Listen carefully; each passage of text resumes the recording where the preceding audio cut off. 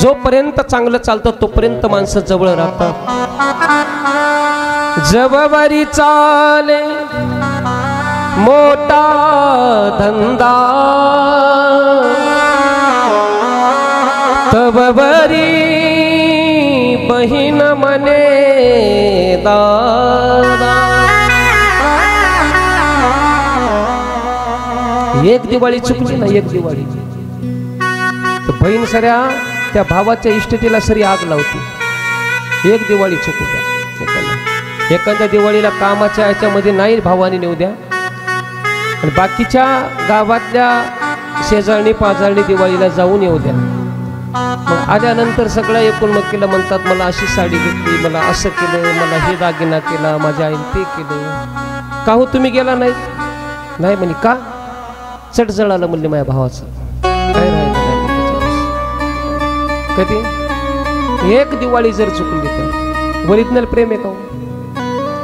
आहे का ओरिजिनल? नाहीच आहे. सगळ्याला वाटतं आम्ही ओरिजिनल प्रेम करतो. कशाचे ओरिजिनल? कोणीच कोणावर प्रेम करत नाही. माहिती पत्नीला वाटतं मी पतीवर प्रेम करते, पतीला वाटतं मी पत्नीवर प्रेम करतो, आईला वाटतं मी मुलावर प्रेम करते आणि मुलाला वाटतं मी आईवर प्रेम करतो. कशाचे ओरिजिनल प्रेम आहे? अहो सख्खी आई जरी असली तर अंतकाळाच्या टायमाला दूर राहते. नाही पा अंतकाळाच्या टायमाला ती सुद्धा जवळ येत नाही. जी जी बाळाशी आवड मुकी घालोनी पुरवी कोण जेव्हा लागली ए मवोड तेव्हा दूर राहिली.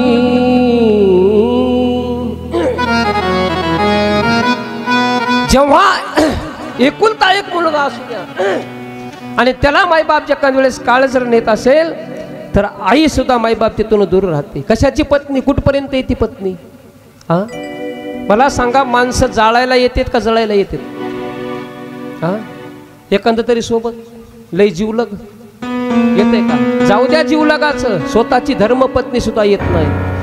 देहग्रहाची कामिनी ती तर राहिली भुवनी मी तव जळत से स्मशानी अग्नि सवे एकला. देहग्रहाची कामिनी ती तर राहिली भुवनी. कुठपर्यंत पत्नी? दरवाजापर्यंत. पत्नी दारापर्यंत येत असते, सोयरे धायरे स्मशानापर्यंत येत असतात आणि तिथे जाळतात आपल्याला आणि सगळे वापस येतात. माय बाप एकट्याला त्या ठिकाणी जळावं लागतं. मी तव जळत से स्मशानी अग्नि सवे एकला. आहेत का ओरिजिनल प्रेम? नाही. किती प्रेम करणारी लोक असू द्या मायबाप ही जवळ येत नसतात. सगळी सोडून जाणारी लोक असतात. प्रपंचातली सगळी प्रेम ही पैशावर चालणारी आहेत. पैशावर नाटकी प्रेम आहेत सगळ्याचे. नाटकी प्रेम सगळ्याला या जगामध्ये काय प्यारा असेल तर पैसा आहे. मायबाप पैसा प्यारा आहे. सगळ्याला वाटतं पैसा असा.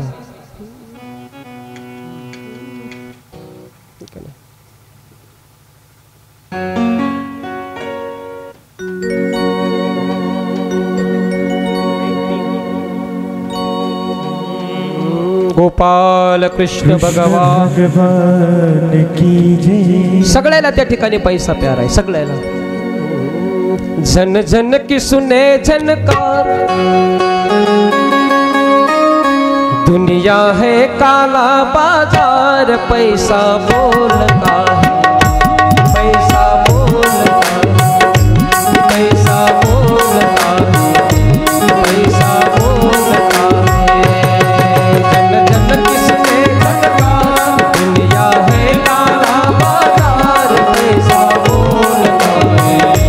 पैसा बोलता है. पैसा बोलता है. पैसा बोलता है. मैं बोलूं दुनिया को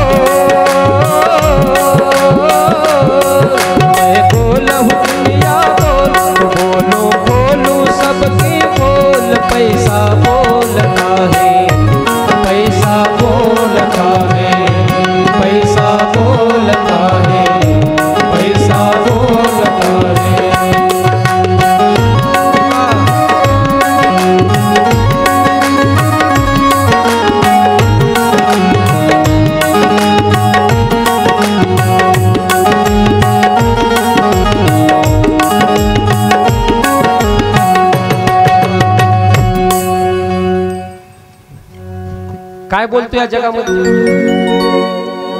कशाने काय होतंय नाही का? पैसा बोलत आहे, पैसा बोलतो जगामध्ये, फक्त आजकाल पैसा. सगळ्याला वाटतं पैसा असं.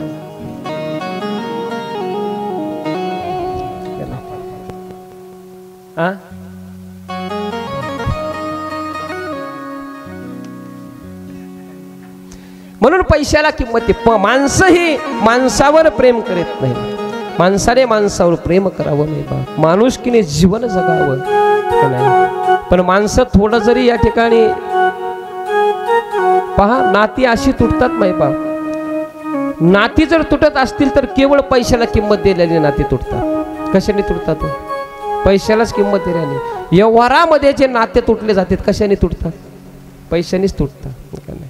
मग पैशाने नाते तोडूच नाही, खरं ओरिजिनलच प्रेम करावं माय बाप. हीच अमुची प्रार्थना, हेच अमुचे मागणे. मानसाने मानसाशी मानसा समवागणे. हीच अमुची प्रार्थना, हेच अमुचे मागणे.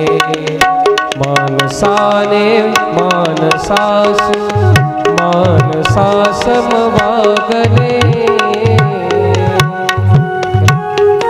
माणसाने माणसाशी माणसाप्रमाणे वागावं, ओरिजिनल प्रेम माणसाने करावं.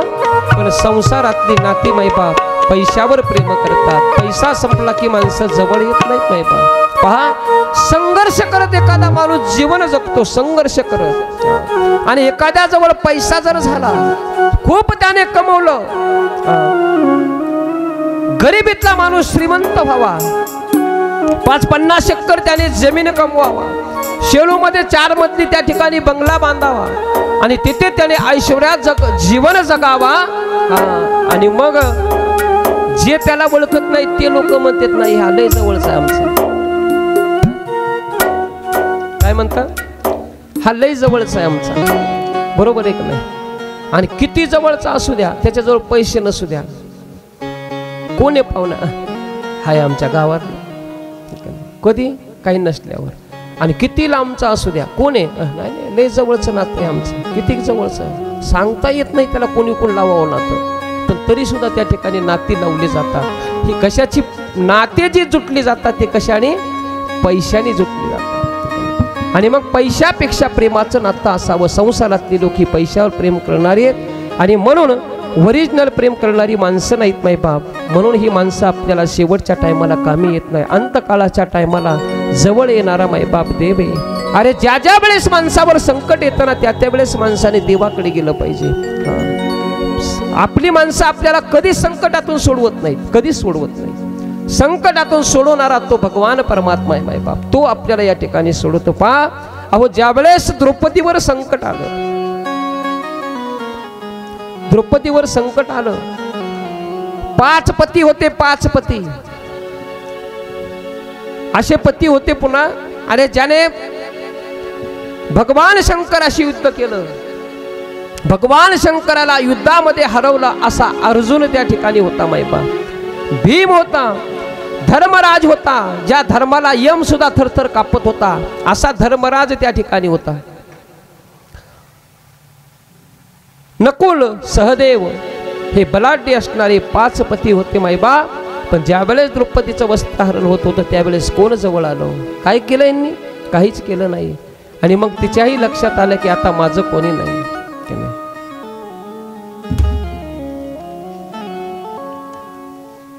आलेली संकट या ठिकाणी मायबा देवाकडे आपण जर गेलो ना तर देव आपली संकट निवारण करतो.